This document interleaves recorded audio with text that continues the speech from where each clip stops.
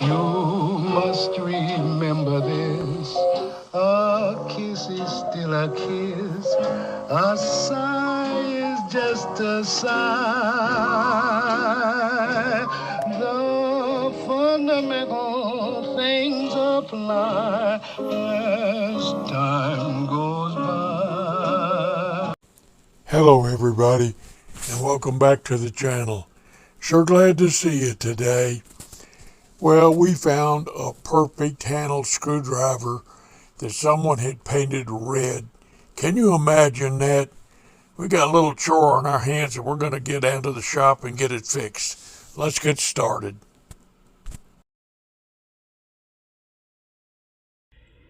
I get asked quite often about where do I find good quality vintage tools, collectibles, and I do more of them.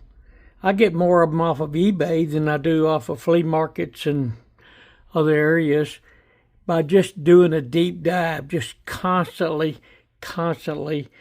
reviewing all the different areas that I've marked on eBay and searching through, like this tool, which I did call Red is Not Your Friend, because the reason why this is a perfect handle H.D. Smith tool. It's got the logo on it. You can't see it real well right now, but you will after I get it refinished. But these tools are normally $50, $60, $70 on eBay. This is a square shank, heavy duty, broad tip, perfect handle brand. Very vintage tools because, they quit making these over 100 years ago. And and I've done quite a few of them in the past. I've given a lot of them away as gifts. I just enjoy them. But the reason that I got this tool was, number one, it was on eBay for $18.95. And you say, well, wait a minute, how can you get it so cheap if they're normally $55, $60? Because someone had taken this tool and spray painted it. It's actually probably more of a red-orange than a red, but I did title this Red is Not Your Friend because you don't take an old classic tool and spray paint it.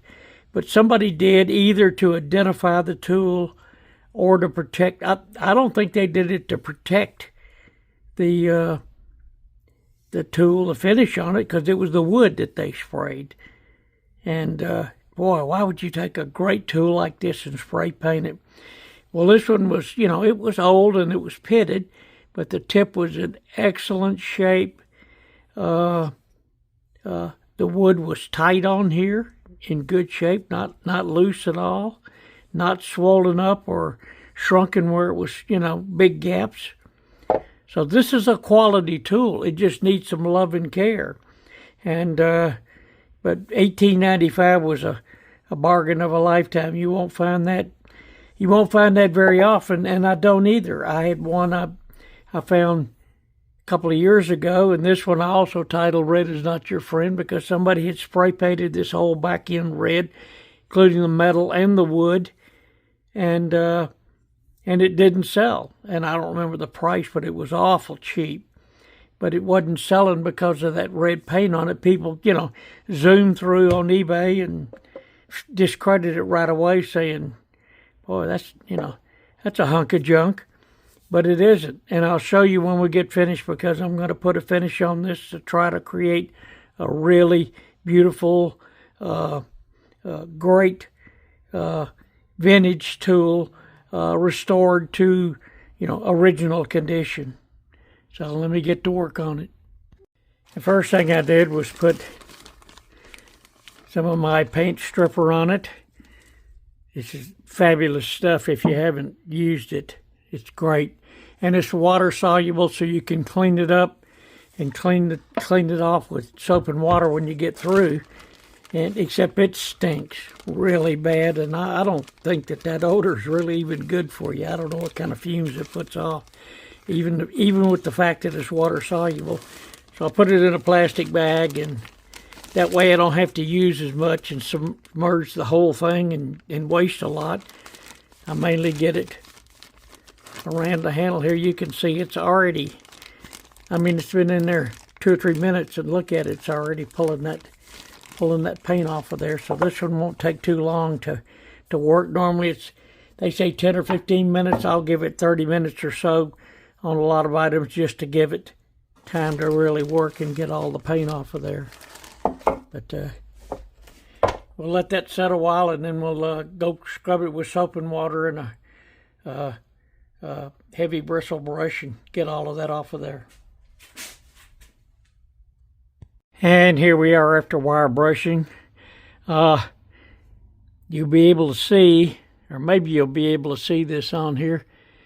It's in a little box, and it says H.D. Smith Company. It's got patent number and then perfect handle. And I don't know if you can read very well. It says Plantsville.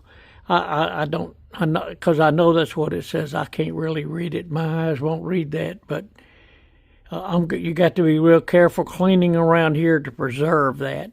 You don't want to take that off.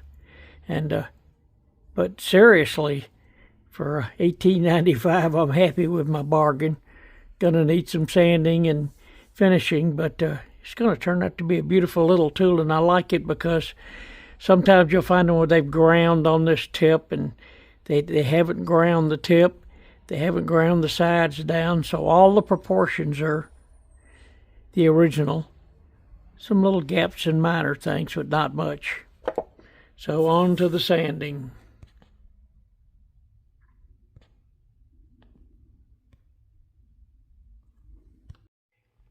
Okay, here we are after a bunch of sanding.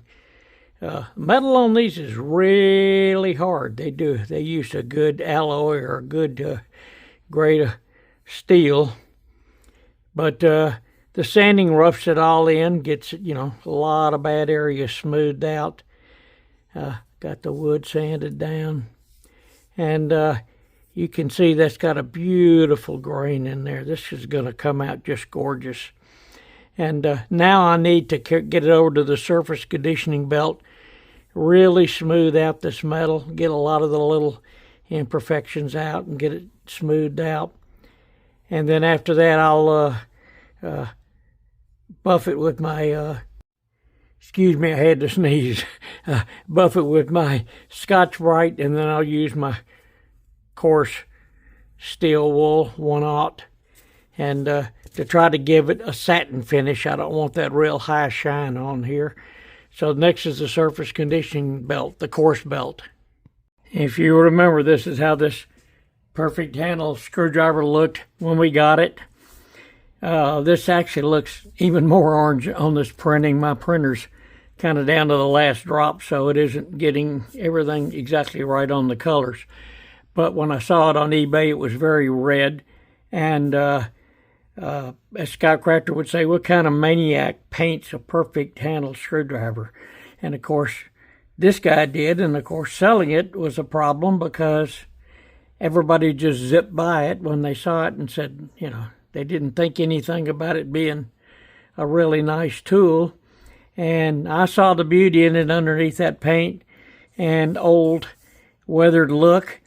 And for $18.75, it was one of the best bargains I've ever gotten because they do sell for quite a bit.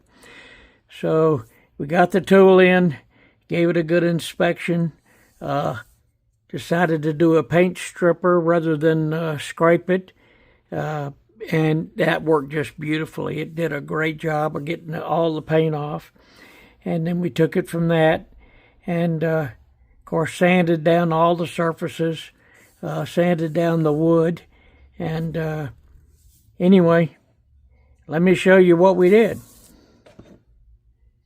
And here's how it finished out. Just perfect, as they would say. I really accomplished what I set out to do, and that was to make it look original, like the tool looked original. And I think I've got the look down. I think it really looks great, and a huge improvement over the red is not your friend tool. This is where we needed to be. The metal was dark and pitted, and Yeah, we sanded and sanded it, and the metal on these tools is really a strong metal. Difficult to sand. So that tells you how good the metal was. All the way around the edges, we got it all sanded and finished, and tried to give it a more of a satin look than the super high shine look. Also, that factory stamp on here just came out just great. I worked around it and to preserve it as best I could. It was very faint to begin with, but I think you can probably read it better than I can. It says the H.D. Smith Company, perfect handle. It's got a patent number. That's about all I can read. My whole eyes can't read any better than that, but I know it came out very nice, and that's what I wanted to do to preserve it, because this is just a beautiful example of a perfect handle screwdriver and how it should look. And really my favorite, I love that square heavy shank combined with the big, handle. It just got the right proportions and the right look. Just my favorite screwdriver of all time. I've done so many of these. I've done them in other brands, but the perfect handle one, the reason it comes out the best is the perfect handle. The wood on here, I knew that was going to come out really nice, and it did. It's just the grain on here. And how I achieved that grain and the look was I sanded it down, and then I put a gunstock stain on it, which is the right shading. There's lots of stains, but it seems to be the right shade, especially for the perfect handle tools. And then once it had dried and cured, all that stain, it was just too dark. It was very dark. So I took steel wool and went over it with steel wool and just took that top layer off of stained wood and got down below that surface to the level I wanted, to the look I wanted. So after that was all conditioned and right, then I finished it out with a coat of Johnson's wax. And I took it over to my buffing wheel, and I ran the buffing wheel over it just to buff it out. I didn't put any more buffing compound on. It might have been a little residue from prior use, but not much. But I just wanted to mainly give it a shine and whatever light coating of wax it would put on here. And I think it just made it come out perfect. Looks very natural now with the color right, the stain, the grain showing, and just a light glow of a finish on here.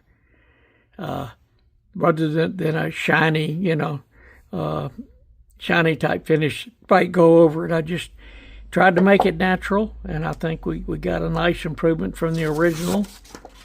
And just a gorgeous wrench for the collection. Like I said, I know I do so many of these, but I just love it. It's the perfect tool, the perfect proportions, and just feels good and looks good. That's my restoration for today. Thank you so much for watching my video.